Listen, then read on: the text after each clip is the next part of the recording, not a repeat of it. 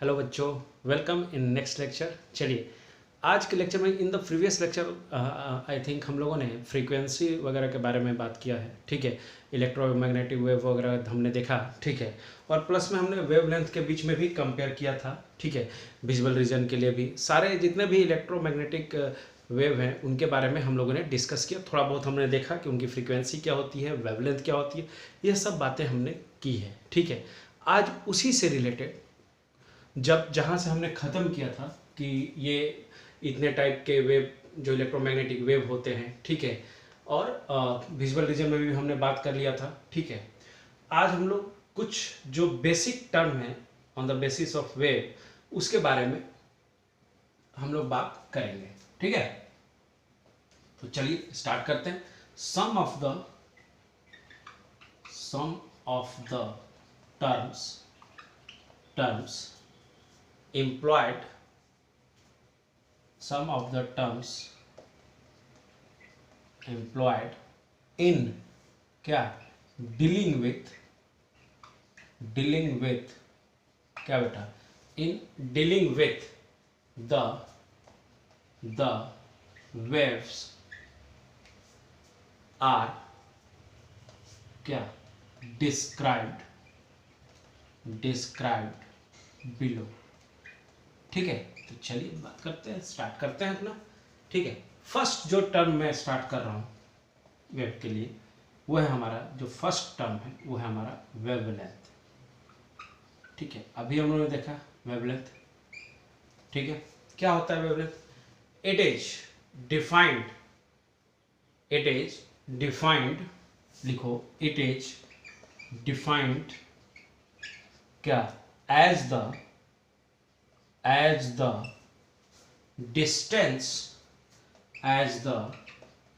distance between two nearest क्या बेटा nearest crest और क्या trough। it is defined as the distance between two nearest crest और trough। Clear है बात? किसी को कोई दिक्कत? ठीक है, समझ में आ रही है? देखो यहां तक समझ में आ रही है सभी को? ठीक है, अब देखो थोड़ा समझते हैं। अब देखो कुछ चीजें जान लो यूनिट का कन्वर्जन, जैसे अगर कैसे निकालते हैं। अगर एक एंगस्ट्रॉम होगी, ठीक है, कहीं पे लिखा होगा तो उसको 10⁻⁻10 मीटर इक्वल टू या 10⁻⁻8 सेंटीमीटर की इक्वल भी ले सकते हो तुम। ठीक है, क्लियर बात? अगर एक नैनोमीटर है तो वो 10⁻⁻9 मीटर या 10⁻⁻7 सेंटीमीटर हो जाएगा। ठीक है, ये सब यूनिट में लिख देता हूँ। अगर एक पिकोमीटर है, ध्यान देना, एक अगर क्या है पिकोमीटर है तो होगा 10⁻12 क्या मीटर इक्वल टू 10⁻10 किस में आएगा? सेंटीमीटर में। तो ये सब ध्यान रखना है। ठीक है, ये हमारा मेजरिंग टर्म है वेवलेंथ के लिए। अगर कहीं पे लिखा हुआ हो तो हमें क्लियर होना चाहिए। कोई दिक्कत किसी को? समझ में आ रही बात? चलो, क्योंकि इन्हें हम मेजर करते हैं इन टर्म्स ऑफ एंगस्ट्रॉम। ऐसे भी लिख लो कि इट इज, यहां पे लिख लो it is measured in terms of क्या एंगस्ट्रॉम और क्या पिकोमीटर, पीएम पिकोमीटर एंड क्या आपका नैनोमीटर। इन सब में हम इनको वेवलेंथ को मेजर करते हैं, ध्यान देना। ठीक है, माइक्रोमीटर में भी करते हैं, सेंटीमीटर में भी करते हैं, तो ये सब ध्यान रखना है। मीटर में भी करते हैं। ठीक है, चलिए ये दोनों बातें आप जल्दी से लिख लीजिए। ठीक है, अब देखो अभी हमने बताया था, इसको हटाओ। देखो अभी मैंने बताया था कि nearest distance between two crest या टफ। तो जैसे क्या लिख सकते हैं, ये अपना वेव है तो ये क्रेस्ट है, ये भी क्रेस्ट है, इनके बीच का जो डिस्टेंस है वो क्या कहलाएगा? लैम्डा कहलाएगा, है कि नहीं? वो क्या कहलाएगा? लैम्डा कहलाएगा। लैम्डा से इसको डिनोट करते हैं। वेवलेंथ को हम लोग किससे डिनोट करते हैं? इट इज डिनोटेड बाय क्या? लैम्डा, लैम्डा पढ़ते हैं, ठीक है। इट इज डिनोटेड बाई क्या, लैम्डा, लैम्डा से इसे डिनोट करते हैं, ध्यान दीजिएगा सभी लोग कृपया करके, ठीक है। ऑल ओके, ओके फाइन, कोई दिक्कत बेटा समझने में, ठीक है। चलो अब नेक्स्ट एक और पॉइंट ध्यान देना है। अगर मान लो थोड़ा सा यहाँ भी समझा दो, तो देखो क्रिस्ट के लिए तो समझ में आ जाता। अब ये नीचे क्या है, ये क्या है अपना ट्रफ है, तो इसके बीच के भी डिस्टेंस को क्या बोलेंगे, दो ट्रफ के बीच के भी कंजिक्यूटिव डिफरेंस को क्या बोलेंगे हम लोग, लैम्डा बोलेंगे। क्लियर है यहाँ पे। अब देखो जो लैम्डा है हमारा, ठीक है, जो लैम्डा है, ये मान लो यहाँ पर देखो जेड एक्सिस है, ये वाई है और ये हमारा एक्स है, ध्यान रखना, ठीक है। जो हमारा लैम्डा है, ठीक है, अगर उसका रिलेशन लिखें, ठीक है, अगर मैं रिलेशन लिखूं तो जो रिलेशन आता है वो आता है कि frequency inversely proportional to 1 by lambda, यही होता है। अरे फ्रीक्वेंसी बढ़ेगा तो लैम्डा घटता है, अभी देखा था हमने प्रीवियस लेक्चर में, फ्रीक्वेंसी वैल्यू ऑफ EMR जहां पे हमने पढ़ा था, है कि नहीं, कि अगर लैम्डा बढ़ाते हैं तो फ्रीक्वेंसी घटता है कि नहीं। तो यहां से अगर प्रोपोर्शनलिटी जो साइन है, यहाँ पर फ्रीक्वेंसी का प्रेजेंटेशन, फ्रीक्वेंसी को न्यू से प्रेजेंट करते हैं, और ये लैम्डा तो समझ रहे हो वेवलेंथ है। अगर इस प्रोपोर्शनलिटी के साइन को हटाओगे,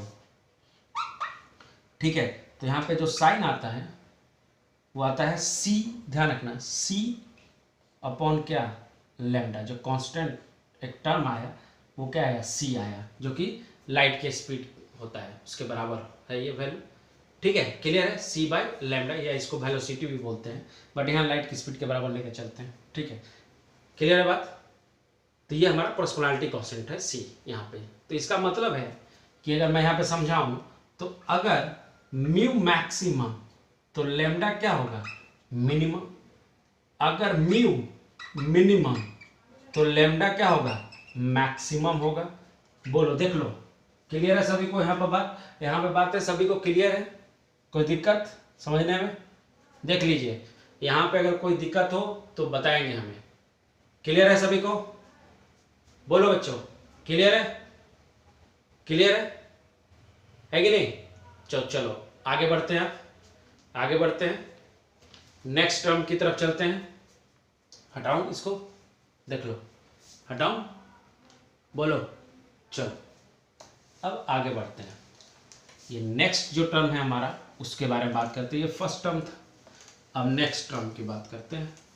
नेक्स्ट जो टर्म मैं ले रहा हूं वो है अपना फ्रीक्वेंसी, जो नेक्स्ट टर्म है वो है अपना फ्रीक्वेंसी। कौन सा टर्म है, फ्रीक्वेंसी, ठीक है, फ्रीक्वेंसी की बात होगी, ठीक है। देखो क्या होता है फ्रीक्वेंसी, नंबर ऑफ, ध्यान देना, नंबर ऑफ क्या बेटा, number of vibration, number of, ध्यान देना, वाइब्रेशन और क्या, oscillation, oscillation, number of vibration और क्या बेटा, oscillation made by a wave, made by a wave in 1 second, in क्या बेटा, 1 second, ठीक है। नंबर ऑफ वाइब्रेशन या oscillation made by wave in 1 second, मतलब कहने का मतलब नंबर ऑफ वेव क्या, पासिंग थ्रू अ पॉइंट पर सेकेंड, मतलब एक पॉइंट से कितने नंबर ऑफ वेव पास कर रहे हैं वो हमारा क्या कहलाएगा, फ्रीक्वेंसी कहलाएगा, कि कितने नंबर ऑफ वेव पासिंग कर रहे हैं एक पॉइंट से इन पर सेकेंड, ठीक है। Number of wave passing through one particular point in a second is called क्या, frequency. Get it my point. अगर मैं एक और डिफिनेशन लिख दूं यहाँ पे और करके, ठीक है, एक और डिफिनेशन लिख लूं कि द नंबर ऑफ क्या बेटा, वेव, द नंबर ऑफ क्या बेटा, वेव्स पासिंग थ्रू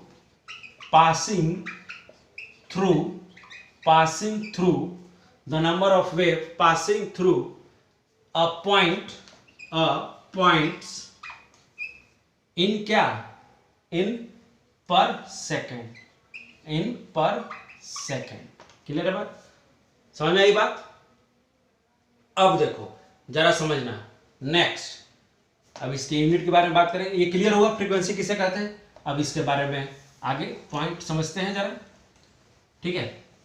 इसके बारे में जो नेक्स्ट पॉइंट है वो लिखेंगे कि द यूनिट ऑफ, सबका यूनिट होता है, the unit of frequency, the unit of क्या बेटा, फ्रीक्वेंसी इज क्या, सीपीएस, इज क्या, सीपीएस, मतलब साइकिल पर सेकेंड, या हर्ट्ज में भी होता है, साइकिल पर सेकेंड बोलते हैं इसको, साइकिल पर सेकेंड, या किस में लेके चलोगे, हर्ट्ज में भी लेके चलोगे। ठीक है बेटा, यहां तक क्लियर है सभी को। ठीक है, तो 1 हर्ट्ज समझना, 1 हर्ट्ज इक्वल टू 1.0 सीपीएस होता है। ठीक है, क्लियर है। जो फ्रीक्वेंसी है हमारा, जो फ्रीक्वेंसी है हमारा, फ्रीक्वेंसी डिनोटेड बाय अभी कुछ देर पहले भी हम बताए थे, डिनोटेड बाय क्या, न्यू, ऐसे लिखते हैं।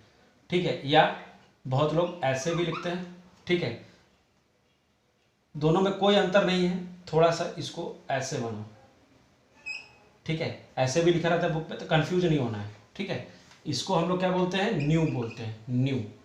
इसको क्या पढ़ते हैं हम लोग, न्यू, वी की तरह होता है, थोड़ा सा वी से वी बनाओ। ठीक है, और ऐसे कर दो।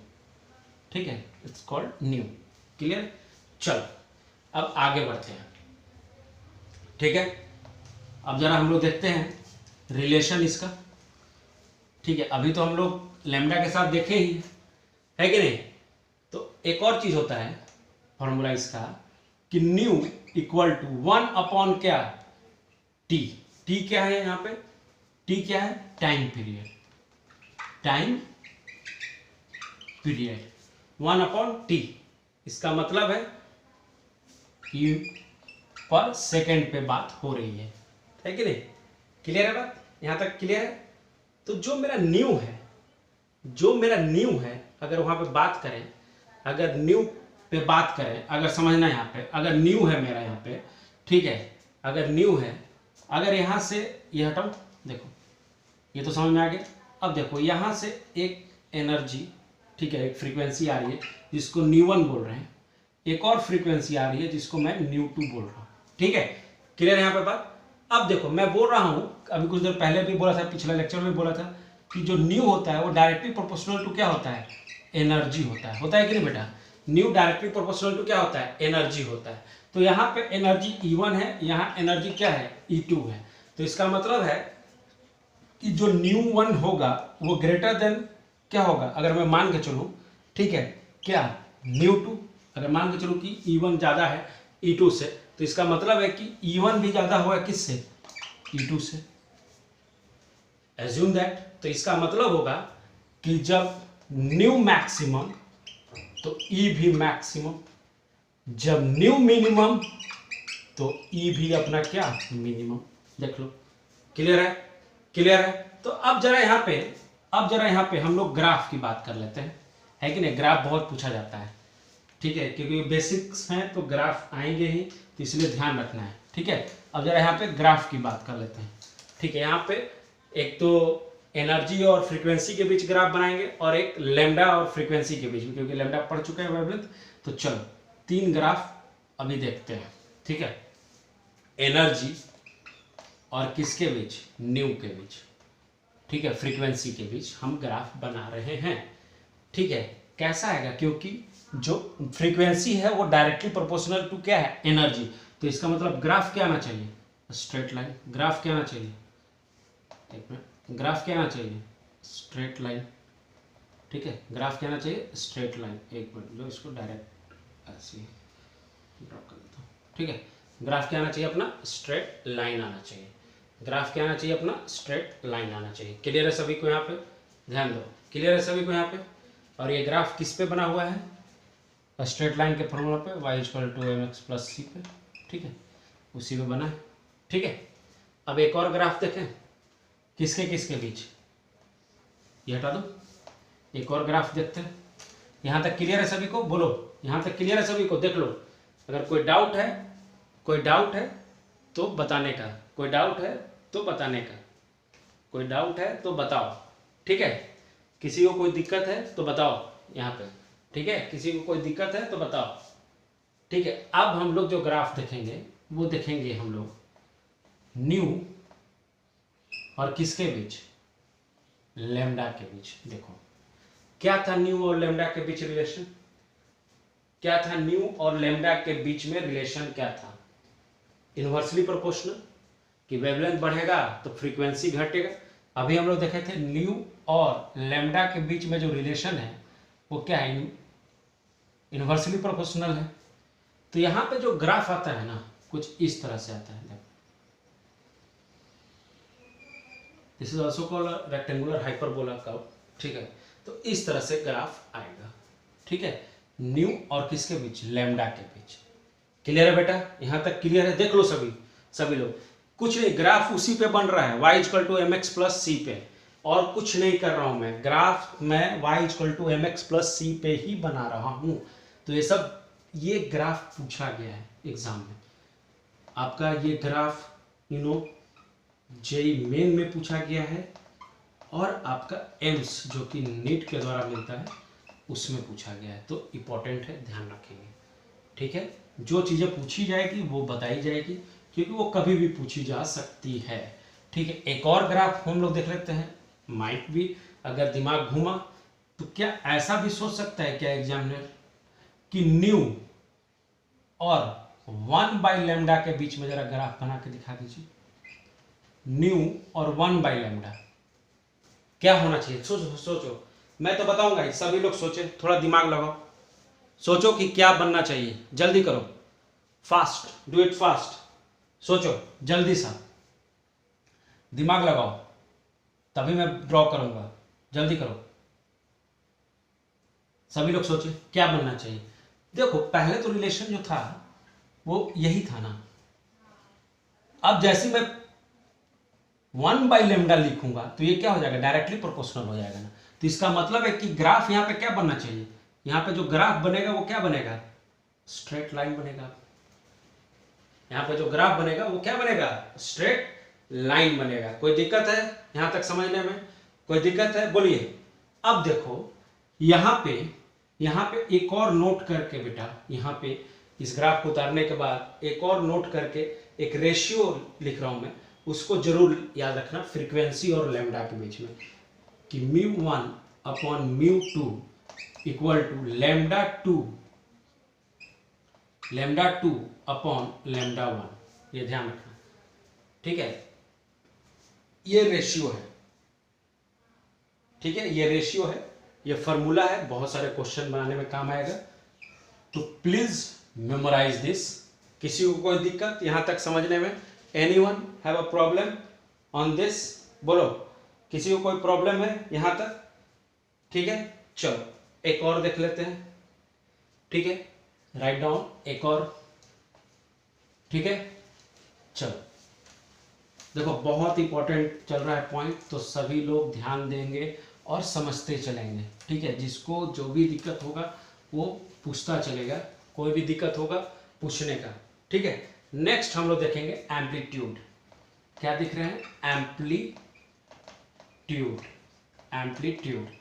अब एम्पलीट्यूड क्या होता है, एम्पलीट्यूड क्या होता है, देखो समझो जरा, एम्पलीट्यूड किसे बोलते हैं, ठीक है। मैं समझा देता हूं, फिर उसके बाद लिख दूंगा, समझना बहुत जरूरी है, ठीक है। अगर मैं ऐसे वेव बना रहा हूं, ठीक है, तो बेटा ये तो क्रेस्ट पॉइंट है, ठीक है, और ये क्या है, ट्रफ है। तो ये जो हाइट है ना क्रेस्ट से लेके यहाँ का, इसी को हम लोग क्या बोलते हैं, इसका एम्पलीट्यूड बोलते हैं, ठीक है। और ये जो डेप्थ भी है ना ट्रफ में, इसको भी हम लोग क्या बोलते हैं, एम्पलीट्यूड बोलते हैं, इसको भी हम लोग क्या बोलते हैं, एम्पलीट्यूड बोलते हैं। और एम्पलीट्यूड को हम लोग ए से डिनोट करते हैं, एम्पलीट्यूड को किससे डिनोट करते हैं, ए से। अब डिफिनेशन क्या है, तो डिफिनेशन लिखेंगे द डेप्थ, बस एक लाइन का है, इसको समझते चलो, the depth and height of trough and क्या, crest. The depth and height of trough and crest is called क्या, एम्पलीट्यूड। ठीक है, कोई दिक्कत समझने में, समझने में कोई दिक्कत है, बोलो। क्लियर है सभी को?